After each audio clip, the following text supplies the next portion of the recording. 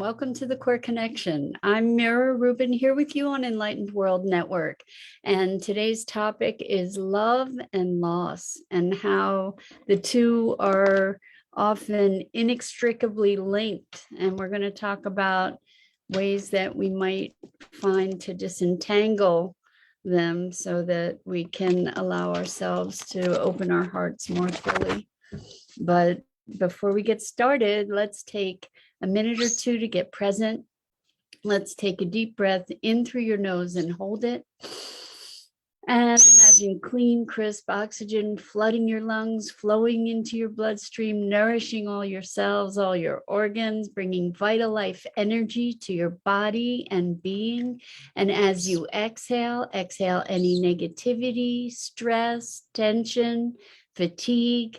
And now let's take another deep breath in through your nose and hold it.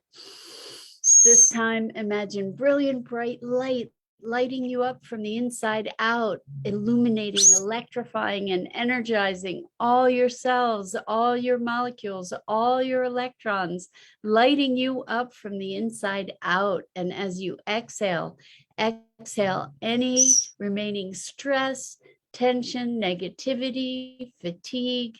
And now let's just gently press our palms together and very, very softly rub your fingers against your palms and feel the deliciousness of that sensation and the tickling and the tingling, and allow that to bring you present to your body right here, right now. And welcome, welcome, welcome. Good morning. So love and loss. The reason for this topic this morning is that I did a new meditation from Joe Dispenza. It was called Go Love 20.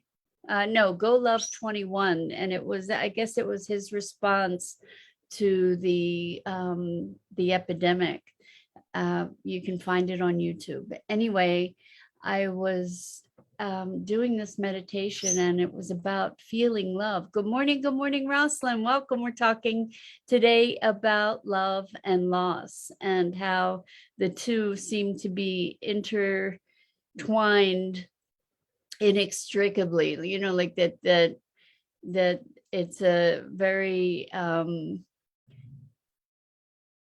murky experience in some ways. You know, we have moments of being able to experience being fully in our heart, in love, and experiencing that expansiveness of love.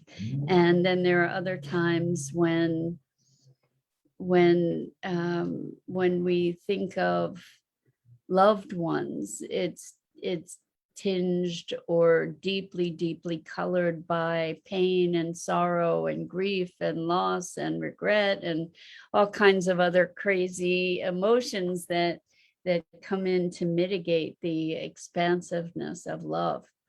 And so I was doing this meditation, and there was an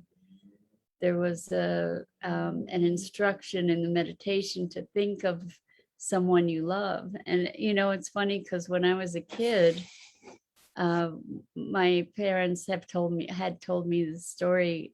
We went to Crystal Cave, and apparently I was terrified, and I called out to all my animal friends, just naming all of them and calling out to them for help. And it was so, you know, throughout my life, the closest people in my life have been the four-legged ones and the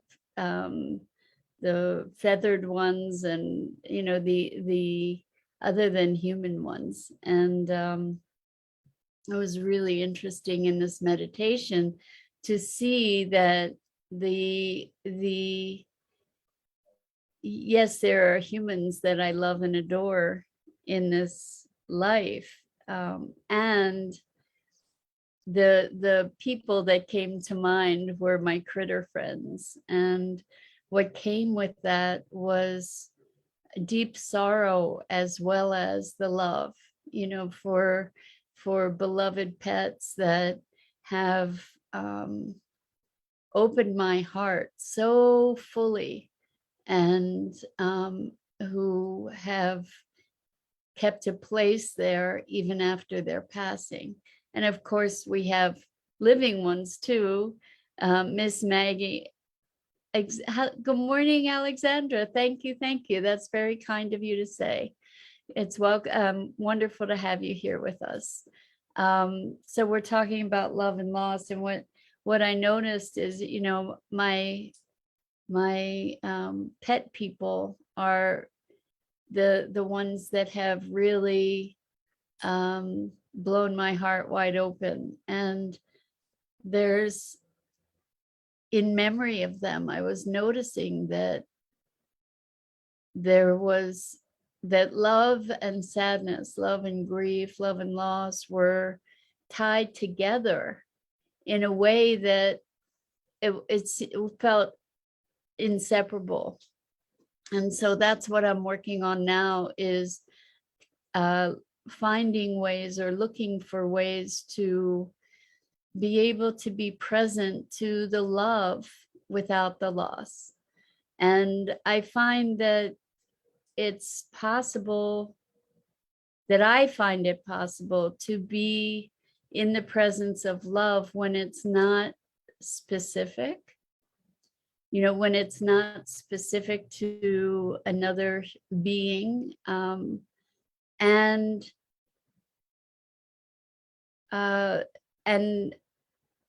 that love can be unadulterated, that it's purely the experience of that open-heartedness and that expansive, blissful feeling. Good morning, Bernadette. Welcome. We're talking about love and loss, and how we often, when we're feeling love, there's a grief and loss and sadness that's associated with it so often. And the more we love, the more our hearts get broken open, the bigger the experience of loss can be. And so I found it, first of all, I found it interesting that despite the fact that there are people that I love in my life, that my animal people are the ones that showed up in this meditation, and that I felt this deep, and even this moment, I'm feeling the constriction, the twisting in my throat that is part of that I associate with that grief and that gripping sadness that just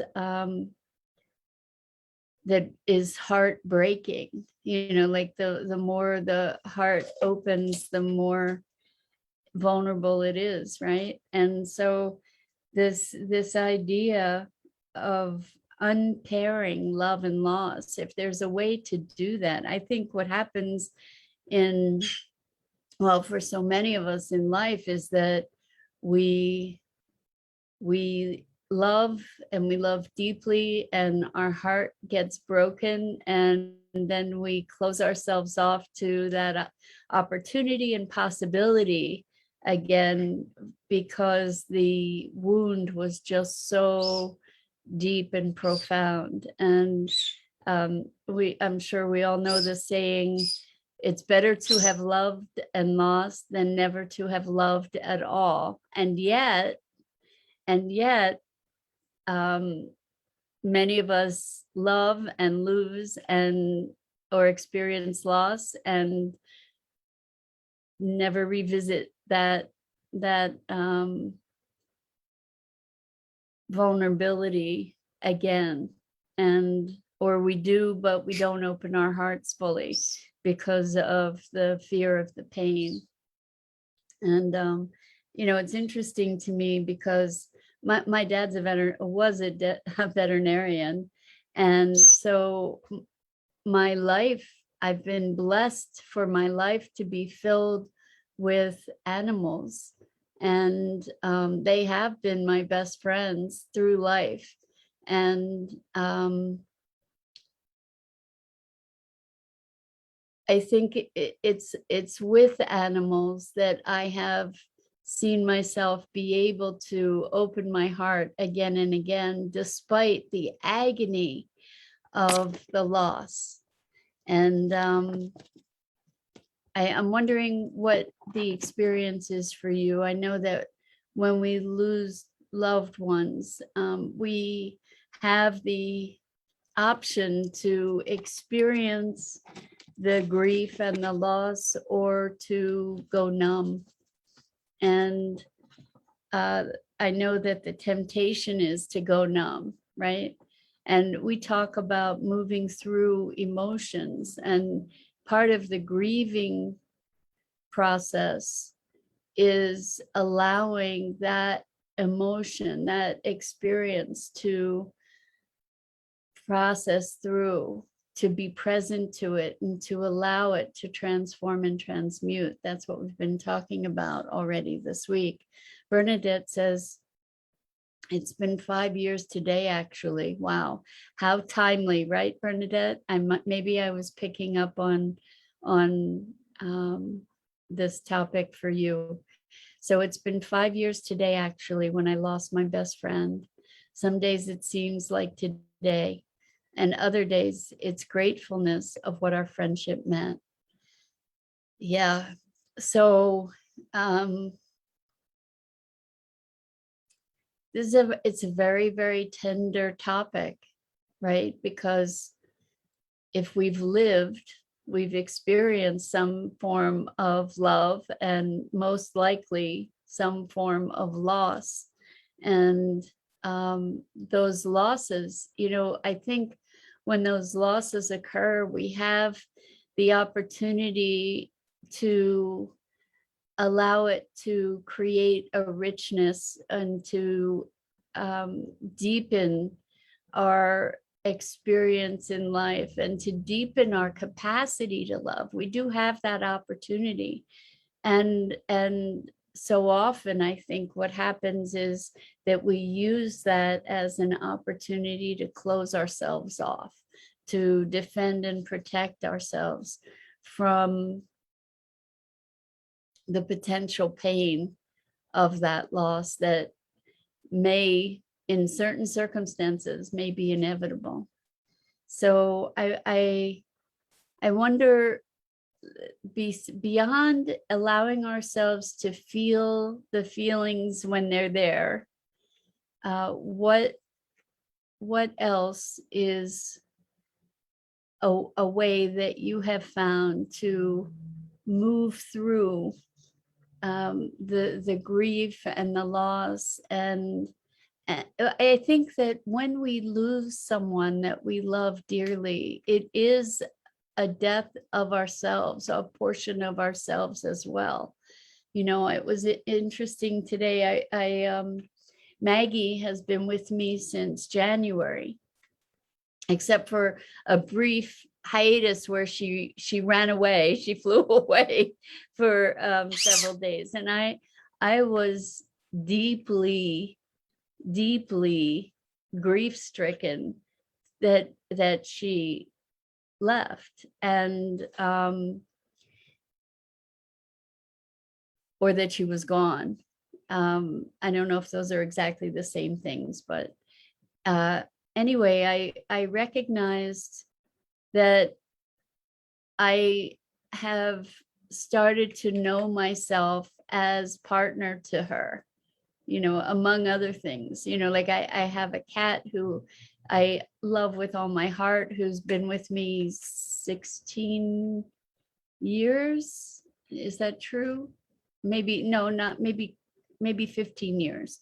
And she is very much a part of my life and a part of who I know myself to be. I know myself in relation to her. That's one of the ways that we see ourselves in the world, is in relation to other humans, other creatures, our locations. We see ourselves in relation to our jobs, and et cetera, et cetera. But when there is a big transformation, whether it's the loss of a loved one, or even a change, where we lose a job, or we move from one place to another, there are portions of our identity that are connected to those those experiences. And so when there is a death, when there is or an ending, when there is a loss, then it forces us to redefine ourselves in some way, shape, or form. And I was hoping to speak today about finding a way to disentangle the loss or the fear of loss from our capability and our willingness to love. Because when we become so loss averse that we avoid love, we're so deeply limiting our lives and the richness that is available to us in our lives. So Bernadette says, it's a loss of physically not being able to talk or hug or converse with her that I miss most. Our friendship came with being fully ourselves with each other. Bernadette, I'm so grateful that you had the opportunity to have such a rich and deep, profound friendship. And I'm so sorry for your loss. And I know what it is to have loss, to lose that level of intimacy with another being, to not have it available in a physical expression. And I'm wondering what you do to be able to presence yourself purely to the love, because it's almost like these parts, the love and the loss, become merged in our memory of someone. And I do believe, I know that there's healing where we are able to then speak of our loved one without, good morning, Lisa. So good to have you here with us. We're talking today about love and loss and how we might be able to disentangle them from one another so that we can courageously love again. And I realize that it is an act of courage, really, to love, because there's a level of vulnerability and openness to wounding that we expose ourselves to in loving, right? That we're allowing a deep connection. And this is another good question is to look at maybe the distinction between attachment and connection. And I'm wondering if the loss is a result of attachment. So Lisa says, to love is easier than to trust. That's loaded. That's a really loaded statement, Lisa. Big time. So I think that when we love, we are trusting in a certain respect. We are allowing ourselves to open our hearts. And I think that you make a very good point that love and trust are not one and the same by any means. That I can love someone without trusting them. And I guess the question that always arises for me when speaking about issues of trust is, trust someone to what? To be what? Or to do what? Because trust is sort of a projected expectation, like you're trusting someone to behave in a certain way or to not do certain things or to to be a certain way. That is what trust is. There is a judgment associated with it, like, or not, maybe not even a judgment, but an expectation. And it's often an invisible expectation when we talk about trusting someone else. I think we can trust people to be who they are, whatever that means. And I think that in itself is a loaded conversation. So Bernadette says, it makes me look at the value of friendships as they are, not all the same. Oh, it makes me look at the value of friendships as they are not all the same, but all friendships bring something to our lives that can be beautiful. 100%, Bernadette. And in fact, we can even look at our any relationships, even those relationships that are fraught and challenged emotionally and spiritually. Even those relationships bring something to our lives that can be beautiful and that can be life affirming. So Alexandra says, losing a pet companion was excruciating. I totally can relate. And I was in denial and thought not having another pet means I won't experience it again. But I got other pets who went on to teach me, as I began connecting to them, that they are here to teach me and help me evolve. They have taught me that it's not just about them, my pets, but to see all other creatures through the eyes of love. So yes, their loss broke open my heart and made room for all animals. Alexandra, thank you for that. That was really, truly beautiful and so powerful. And I think because pets are so non-judgmental, we have a capacity to love them more fully and unabashedly, unapologetically. We can just love them with all our heart and soul. And I relate to it being excruciating to experience that kind of loss. And yet I've done it over and over. And I think that in so many ways, our animal friends do teach us how to love. So Elaine, welcome, welcome. So good to have you here. We're talking about love and loss and trying to find ways to disentangle the two so that we can expand our hearts even more fully. Lisa says, for me, I think it's about abandonment. If I love, will they leave? And I mean leaving physically and mentally. So this is what I'm talking about, is the fear of loss, so that we're before we even get connected, we're anticipating that loss. And so are we allowing ourselves to truly love?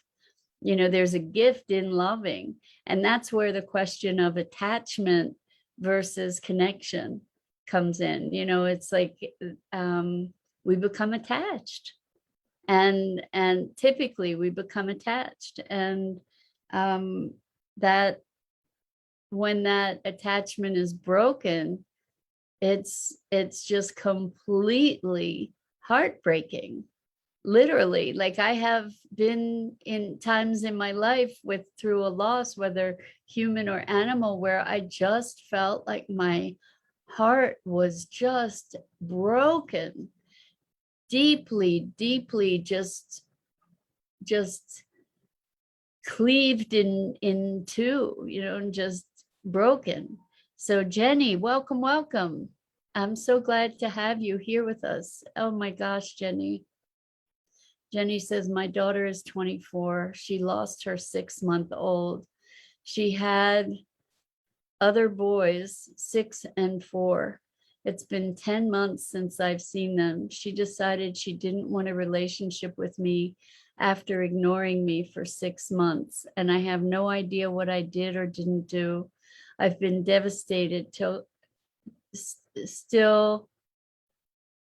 I've been devastated Still Christmas, she used me. Friends from the past betrayed me, taking crap and twisting the past. I'm broken and lost. And Jenny, Jenny, Jenny, I'm so sorry. I'm sorry for your loss. I'm sorry for your daughter's loss and the feelings of betrayal and brokenness. I can so relate to that experience of feeling broken. There was a very long period of my life where I truly felt broken. And what I can tell you is that it is possible to recover from that deep and profound, devastating loss, even though it's unimaginable that you might be able to come back from it.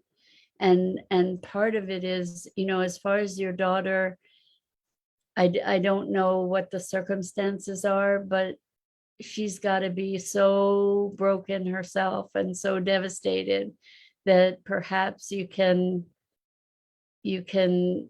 allow her some space with that. I'm skipping past some comments here, and Jenny, I'm seeing you say I'm going insane. So I'm wondering if you can find help. I'm hoping you can find help, because this is not something to go through alone.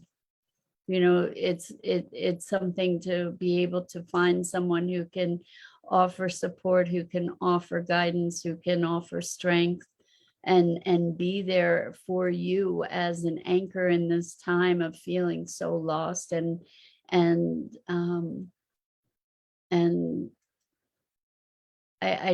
I feel your pain, and I'm so sorry you're experiencing what you are. And if you can get through it, you will be stronger for it. And that's a certainty.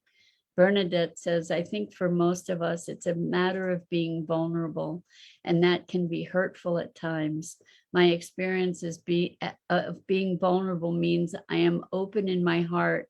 I see them from a different light. And that's true. That's where we find a place of forgiveness, is when we allow ourselves to be in another person's shoes. Jenny says, that's how my heart feels. And I'm imagining that it's just cleaved in two and broken open. And I know the despair of that. And I can tell you that it is possible to be coming back from that. Bernadette says, replying to Jenny, my condolences for your loss. And Alexandra is sending hugs to you, Jenny.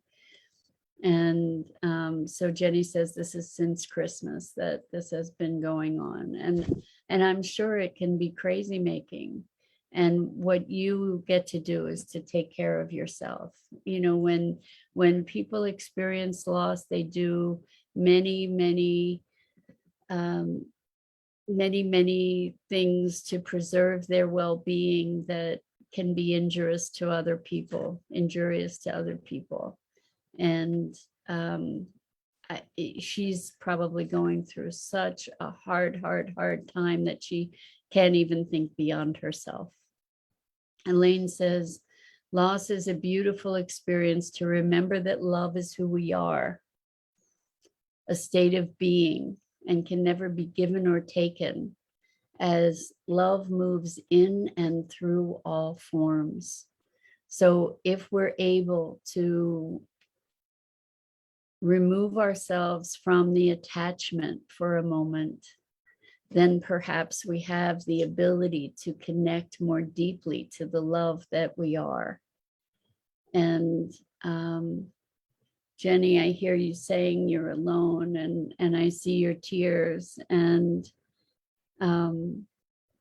Jenny says, I beat leukemia 2 times. This is far worse.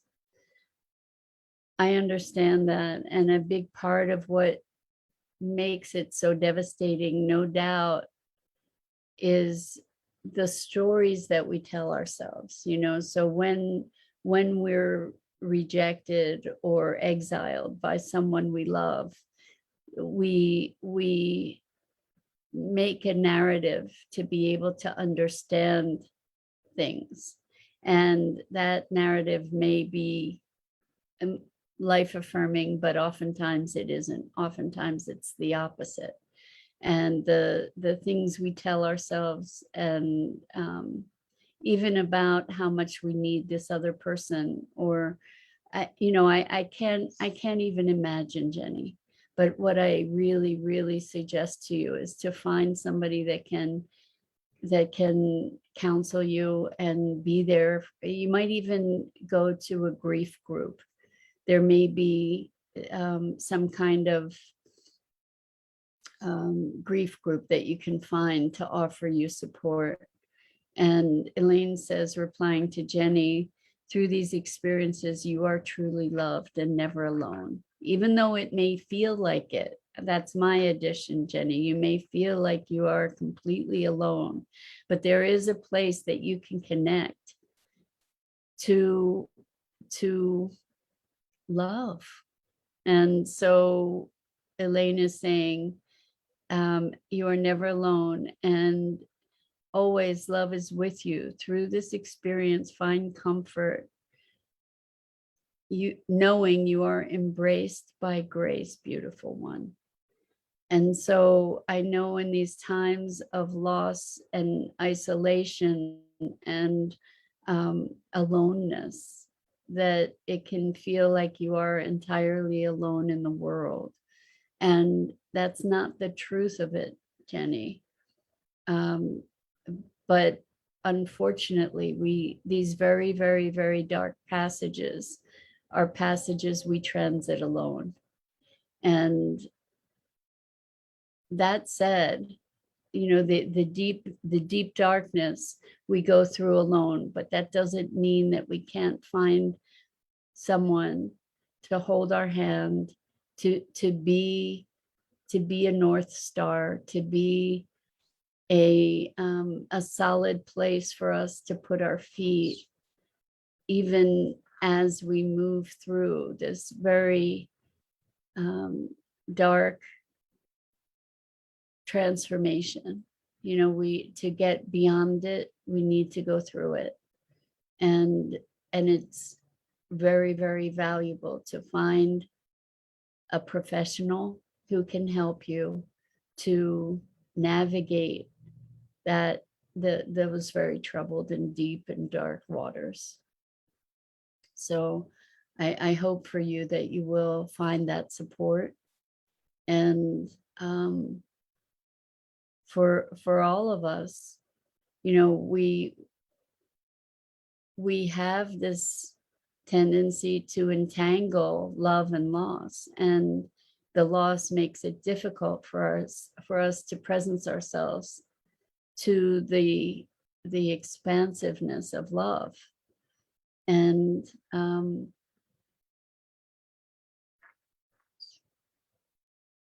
there is a way to reconnect to that love, and that in itself is healing. And it doesn't need to be directed at anyone or anything. We can be present in nature and the magnificence of it, and allow ourselves to breathe it in and breathe it out in such a way that it can fill our hearts. And that presence, that connection, is also a form of love that may be untainted with the loss. And by allowing ourselves the experience of that loss without resisting the emotion of it. So, Jenny, what I know is that in your grief, it's not persistent every minute of every day. It can't be, because we are fluid beings and we are experiencing transformation and shifts all the time. So by allowing the experience of the emotion, to feel it in our bodies when we feel it, to pinpoint where it is, to allow ourselves to experience the emotion without the story, without the narrative, without the judgment, to experience it. When we allow ourselves to be present to it, it moves. And there will be moments that you have relief. And as you allow yourself to experience the emotion, it will move and change. You will have relief. You will experience the emotion. It will move and change. You'll have relief. And what happens is that all of that energy does eventually process through in a process of healing. And it's not an easy road. It takes courage and it takes persistence. But you will be richer for it, and you will be more whole as you allow yourself to move through it. Elaine says, there are times we must travel alone to guide us back to the one source within.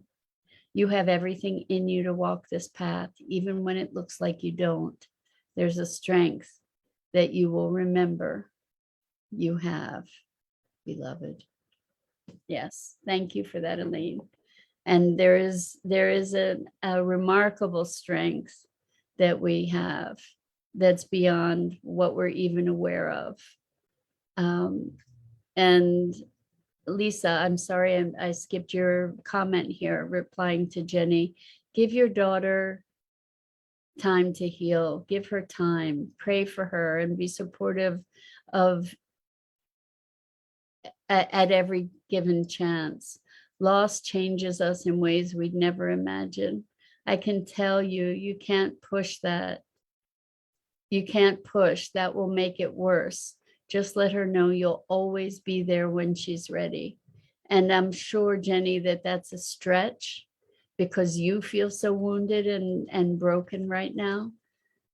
But that expansion of yourself will support you in your healing as well.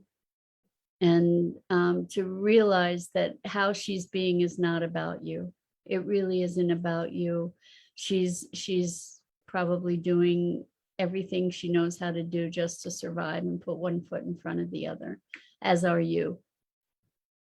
And Bernadette says, I think the hardest part of loss is we all deal with it differently. And unless we look at the situation from the other person's perspective, even if different, allows us to heal and still support and love each other.